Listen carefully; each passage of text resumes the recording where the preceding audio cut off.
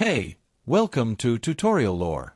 This video explains the Roku Smart Home app and whether it's worth using. Quick disclaimer. This is an explained review based on user feedback and online data, not personal use or a visual demo. Roku Smart Home is designed to work with Roku-branded smart cameras, video doorbells, lights, and plugs. It allows users to stream live video, access cloud recordings, receive motion and sound alerts, and even use two-way audio to communicate remotely. The app also supports customizable motion zones and night vision, enhancing both security and convenience. Now let's talk about how it actually performs. The app is easy to set up and navigate, especially for users already familiar with the Roku ecosystem.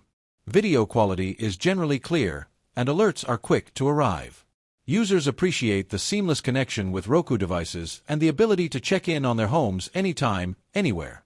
The timeline feature for recorded clips is simple to use, and voice alerts through the camera are surprisingly loud and clear.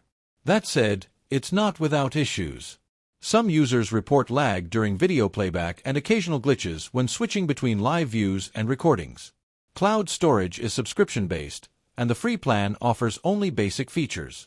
Additionally, the app occasionally requires re-authentication, which can be inconvenient.